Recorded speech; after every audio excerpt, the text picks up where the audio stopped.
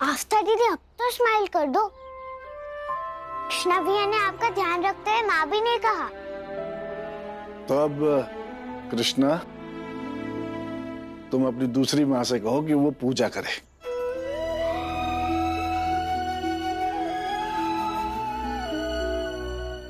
दूसरी माँ? चलिए। और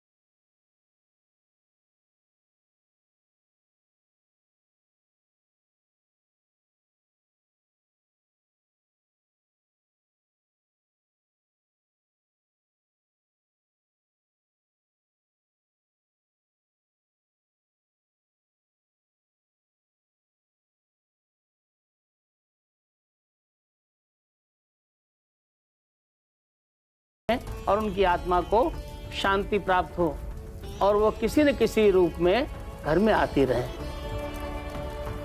अब आप इस तस्वीर को ले जा करके उन लोगों की तस्वीर के साथ लगा दीजिए जो इस घर से जा चुके हैं।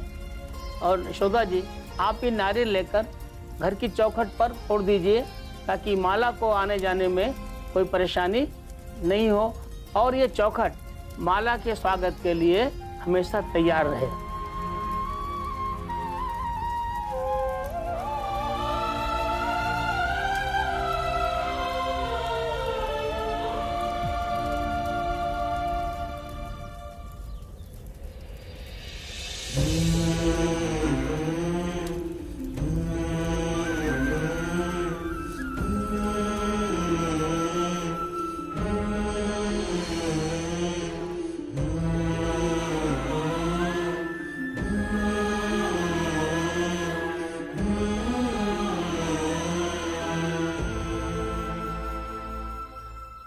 अब तो साथ साथ ही रहेंगे।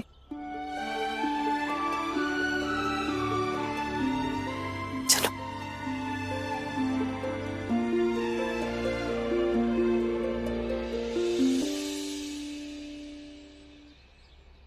माला, इस घर ने तुम्हें कुछ नहीं दिया और जहां कुछ नहीं मिलता वहां इंसान भला दोबारा क्यों आ? लेकिन फिर भी हम सब चाहते हैं कि तुम किसी ना किसी रूप में इस घर में आती रहो। हम सब तुम्हारे गुनहगार हैं माला, कि तुम अब इतनी दूर चली गई हो कि हम सब तुमसे माफी भी नहीं मांग सकते। बहुत बड़ी गलती हुई हमसे, जो जीते जी तुम्हें अपना न सके, तुम्हारे लिए अपने घर के दरवाजे बंद कर दिए। लेकिन अब वादा करते हैं तुमसे, तुम चाहे जिस रूप में आओ, इस घर के दरवाजे तुम्हारे लिए हमेशा खुले रहेंगे।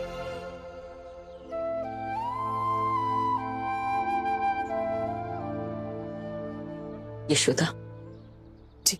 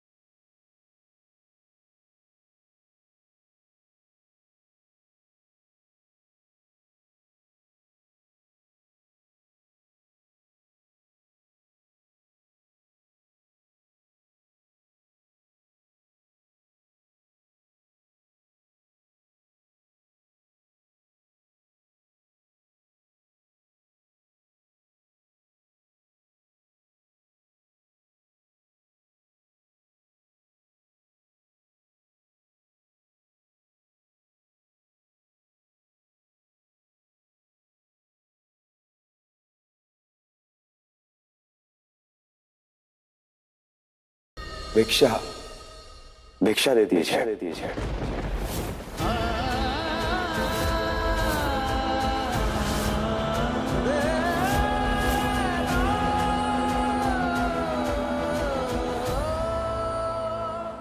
अशोक अभी मान्यता प्राप्त साधु नहीं बना है। इसके पूर्व वो एक बार तुम्हारे पास आएगा तुमसे भिक्षा लेने। अगर तुम अपने हाथों से उसे भिक्षा प्रदान करोगी तो ही वो पूर्ण साधु बन पाएगा, और यदि वो भिक्षा तुम्हारे हाथों से प्राप्त नहीं होती है तो उसका साधुत्व अधूरा रहेगा। मैं जानता हूं, मैं आपका अपराधी हूं, आप सबका अपराधी हूं, और मेरा अपराध माफ करने के लायक नहीं है। इसलिए मैं यहां आखिरी बार आया ताकि आपसे भिक्षा लेकर हमेशा के लिए मैं चला जाऊं और आप सब मुझे हमेशा के लिए भूल जाएं।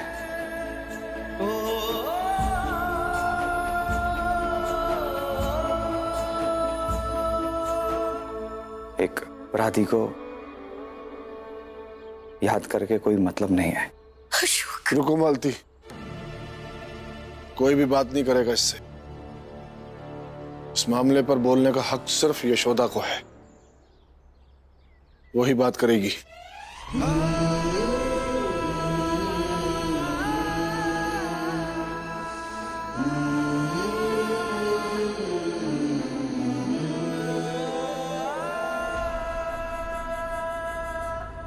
भिक्षा दे दीजिए यशोदा जी। कौन है आप?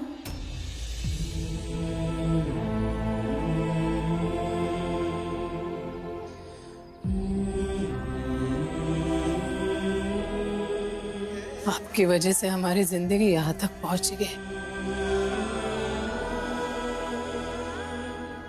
और बड़ी मुश्किल से हम दोबारा उठने की कोशिश कर रहे हैं। क्या लगता है आपको, आप ऐसे सर झुकाकर खड़े हो जाएंगे और हम सब भूल जाएंगे? माफ कर देंगे? अपराधी हैं आप। अपराधी को सजा मिलती है, भिक्षा नहीं।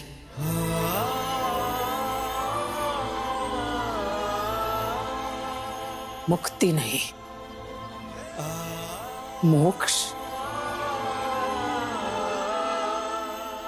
नहीं। चाहे जो हो जाए, इस घर से आपको भिक्षा नहीं मिलेगी।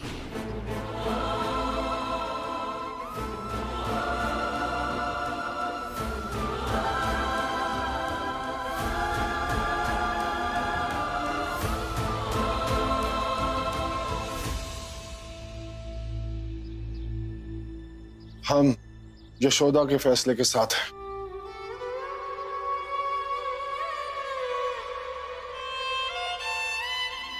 हम भी अपनी बहू के इस फैसले में उसके साथ हैं। हम भी भाभी के फैसले के साथ हैं।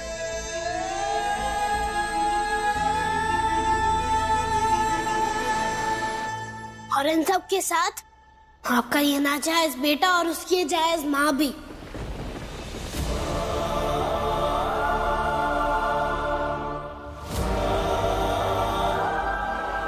सब मैडम जी के फैसले के साथ है,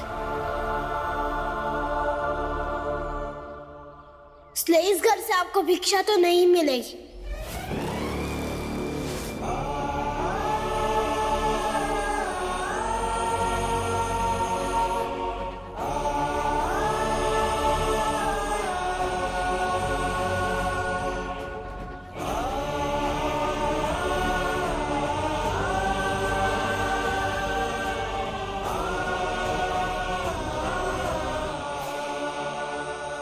भिक्षा दे दीजिए, यही मेरी सजा है। मैं जिस रास्ते पर निकल पड़ा हूं, वो रास्ता भले ही आप लोगों के लिए गलत हो, लेकिन मेरे लिए यही सही रास्ता है। और इस रास्ते पर चलकर मुझे प्रायश्चित करना है। वही मेरा प्रायश्चित है, वही मेरा तप है।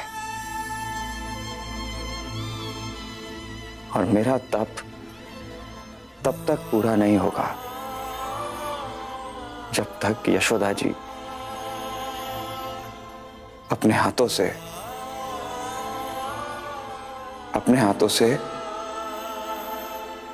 मुझे भिक्षा नहीं दे देती।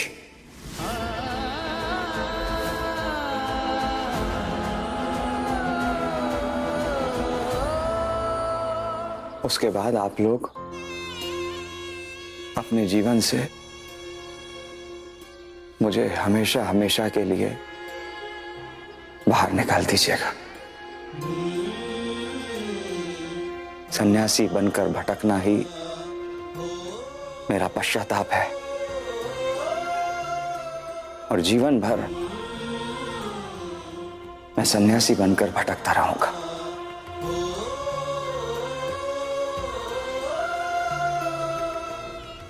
इसलिए भिक्षा दे दीजिए, क्योंकि बिना भिक्षा लिए मैं यहां से नहीं जाऊंगा। फिर चाहे इस चौखट पर मेरी जान ही क्यों ना चली जाए।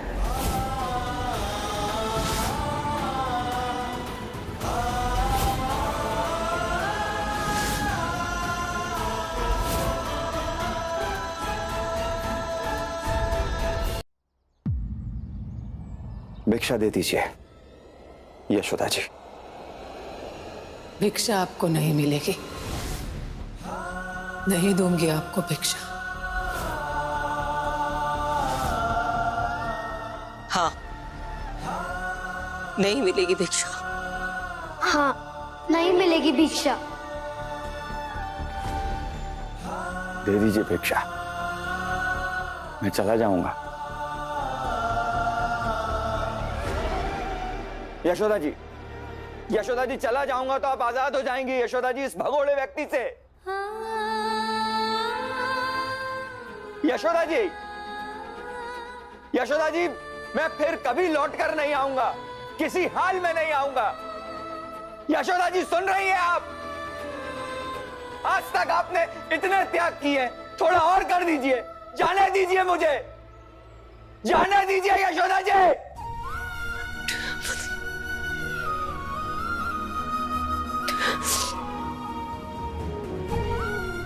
कैसे जाने दूं? क्यों जाने दूं आपको?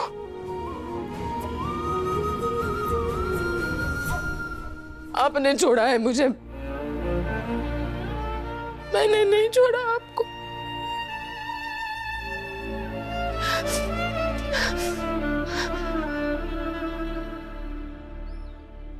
नहीं जाने दूंगी, नहीं जाने दूंगी। मैं किसी भी बंधन से आजाद नहीं करूंगी अशोक जी आपको।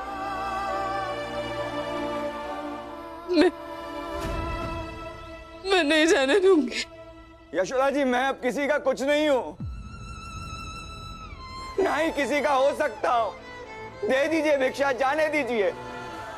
आपको आपके परिवार की, मेरी, आपको आपके बच्चों की। बस, अब एक शब्द नहीं बोलेंगे आप, ना ही मेरी दूसरी माँ के बारे में और ना ही मेरे परिवार के बारे में। और कसम तो आप बिल्कुल ही नहीं देंगे।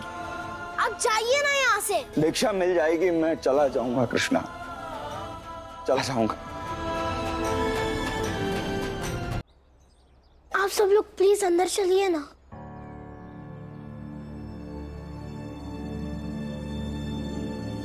चलो बच्चों।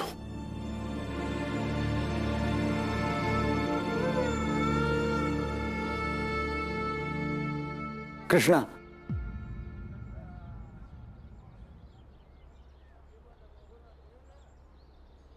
मुझे माफ कर दो कृष्णा।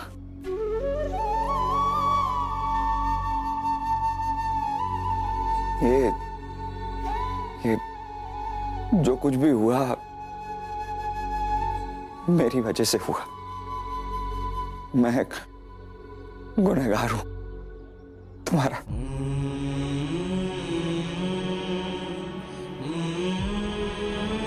तुम्हारी माँ हमेशा कहा करती थी कि आसपास की दुनिया तभी सुंदर होगी जब आसपास में कोई गुनहगार नहीं होगा, अपराधी नहीं होगा। इसलिए कह रहा हूं कि इस गुनहगार को जाने दो प्लीज। कृष्णा, एक बार तुम बात करो ना यशोदा जी से, वो तुम्हारी बात मान जाएगी। मैं कुछ नहीं कहूंगा उनसे। अगर ऐसा ही है तो आप ही चलकर उनसे बात कर लीजिए।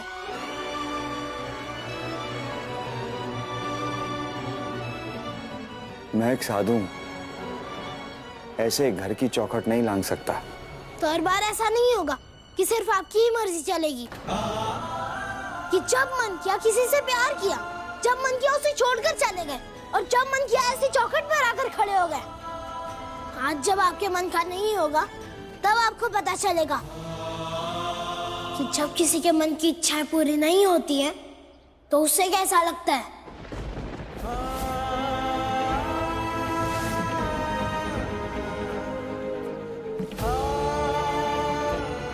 कृष्णा, कृष्णा, नहीं जाऊंगा, नहीं जाऊंगा, मर जाऊंगा लेकिन नहीं जाऊंगा, यहीं रहूंगा।